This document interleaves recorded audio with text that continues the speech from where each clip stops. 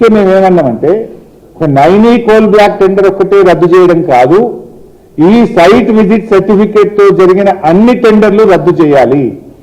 ఇప్పటికే కొన్ని అవార్డు అయినటువంటి టెండర్లు ఉన్నాయి, మరికొన్ని టెండర్ ప్రక్రియ తుది దశలో ఉన్నటువంటివి ఉన్నాయి, ఇంకా టెండర్లు దాఖలు చేసేటివి కూడా ఉన్నాయి. సో సైట్ విజిట్ సర్టిఫికేట్ విధానం అనేది లోపభూయిష్టమైనది, దీంట్లో పెద్ద ఎత్తున అవినీతి జరుగుతూ ఉంది అనేది స్పష్టంగా ఇలా రాష్ట్ర ప్రజలకు అర్థమైపోయింది. మీకు పారదర్శకత ఉంటే, నిజాయితీ ఉంటే సైట్ విజిట్ సర్టిఫికేట్ మీద జరిగిన ఓబీ వర్క్స్ కానీ, సోలార్ పవర్ ప్లాంట్స్ కానీ మిగతా అన్ని టెండర్లు కూడా రద్దు చేయాలని బీఆర్ఎస్ పార్టీ డిమాండ్ చేస్తూ ఉంది. రెండవ పాయింట్, సైట్ విజిట్ సర్టిఫికేట్ అనేటువంటిది 2025 మేలో పెట్టినారు మీరు. నేను ఒకటే అడుగుతున్న గవర్నమెంట్ను, ఈ 2025 మే నుంచి మీరు ఎన్ని టెండర్లు పిలిచారు, ఎంతమంది సైట్ విజిట్ చేసినారు, ఎంతమందికి సర్టిఫికేట్స్ ఇచ్చారు, ఎంతమందికి ఇవ్వలేదు, ఒక వైట్ పేపర్ రిలీజ్ చేయండి. కానీ రిలీజ్ ద వైట్ పేపర్ తెలిసిపోతుంది కదా.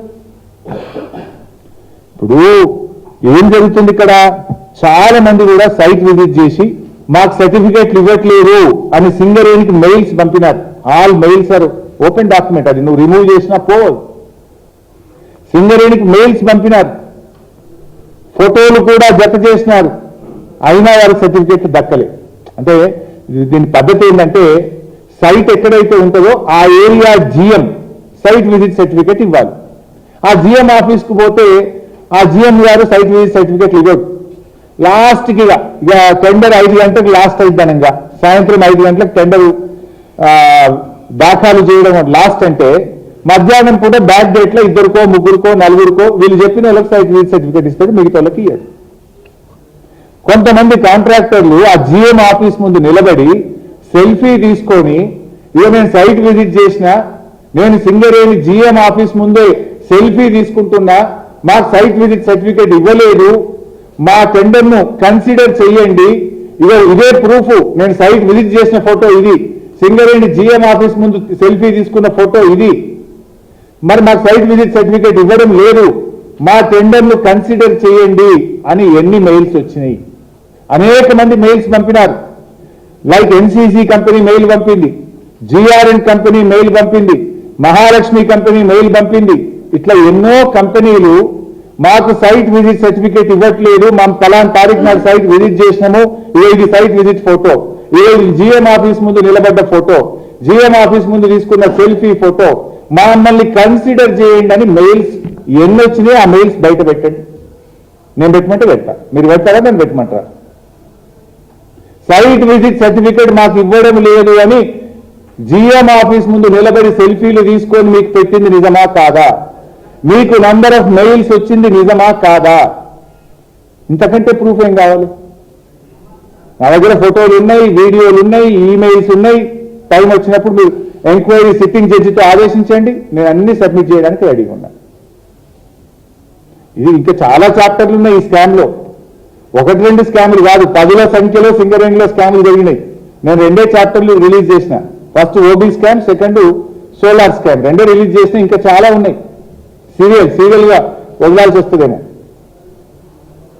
ఈమెయిల్స్ ఉన్నాయి, ఫోటోలు ఉన్నాయి, వీడియోలు ఉన్నాయి. ఏ హోటల్లో ఈ కింగ్ పిన్ ఏ హోటల్లో మీటింగ్ పెట్టిండు, హోటల్లో కూర్చున్న కాంట్రాక్టర్లు, ది రింగ్ మాస్టర్ ముఖ్యమంత్రి గారి బంధువు కూడా కూర్చున్న ఫోటోలు కూడా నా దగ్గర ఉన్నాయి. టైం వచ్చినప్పుడు రిలీజ్ చేస్తాను.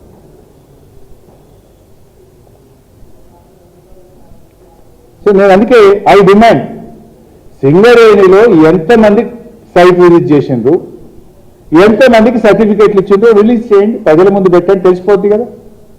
శ్వేతపత్రం విడుదల చేయండి. ఇంకొక ఇంట్రెస్టింగ్ అండ్ ఇంపార్టెంట్ పాయింట్, సింగరేణిలో టెండర్ నియమ నిబంధనలు మార్చినప్పుడు కాంట్రాక్టర్లతో సమావేశం పెడతారు. That's a procedure in Singareni. ఆ కాంట్రాక్టర్లు అందరూ తమ అభిప్రాయాలు చెప్తారు. సింగరేణిలో ఒక సందర్భంలో మీటింగ్ పెట్టినప్పుడు కాంట్రాక్టర్లు, అరే మేము సైట్ విజిట్ చేసినాము, మాకు సర్టిఫికెట్లు ఇవ్వట్లేదని వ్రాతపూర్వకంగా కంప్లైంట్ ఇచ్చారు. మీటింగ్లో ఓరల్గా కూడా చెప్పారు. ఇది మొత్తం కూడా వింగ్ అవుతుంది. ఎప్పుడు సింగరేణి చరిత్రలో ఓబీ వర్క్స్ లో ఇటువంటి పద్ధతి లేదు, ఇది సింగరేణికి నష్టం జరుగుతుంది, పారదర్శకత లోపిస్తుంది అని అనేక మంది కాంట్రాక్టర్లు మీకు రాతపూర్వకంగా ఇచ్చిందా లేదా? మీకు ఓవరాల్ గా మీటింగ్ లో చెప్పిందా లేదా? ఎందుకంటే ఇవన్నీ కూడా మినిట్స్ ఉంటాయి అక్కడ. కాంట్రాక్టర్స్ తో జరిగే మీటింగ్ లో మినిట్స్ అన్ని కూడా రికార్డ్ అవుతాయి. ఆ బుక్ బయట పెట్టండి, నేను చూపిస్తా. సింగరేణిలో కాంట్రాక్టర్లుతో మీరు నియమ నిబంధనలు మార్చే సమావేశం పెట్టినప్పుడు ఈ సైట్ విజిట్ సర్టిఫికేట్ లోపభూయిష్టంగా ఉంది, దీని ద్వారా పారదర్శకత లోపించిందని మీకు లెటర్లు వచ్చినాయా లేవా? మీటింగ్ లో మాట్లాడిందా లేదా? ఆ మినిట్స్ ఆఫ్ ద మీటింగ్ బయట పెట్టండి. చలో, నేను ఛాలెంజ్ చేస్తున్నా. మీరు మా అంటే బుక్ మాయం చేస్తారేమో ఇప్పుడు. బట్ ఇచ్చిన లెటర్ కాపీలు ఉన్నాయి కదా, రిసీవ్డ్ కాపీలు ఉన్నాయి మా దగ్గర. కాంట్రాక్టర్లు మీకు ఇచ్చిన రిసీవ్డ్ కాపీలు ఉన్నాయి కదా. ఇప్పుడు మినిట్స్ ఆఫ్ ద బుక్ బయట పెట్టను, బుక్ మార్చకును. అన్ని అబ్రకదబ్ర అంతా. నిన్నంటాడు డీజిల్ బీఆర్ఎస్ టైంలోనే స్టార్ట్ అయింది.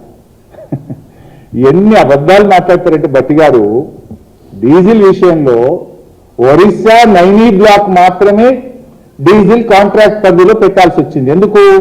ఒరిస్సాలో మనకు సింగరేణి ఆఫీస్ లేదు, సింగరేణి అసలు ఎస్టాబ్లిష్మెంట్ ఉండదు అక్కడ.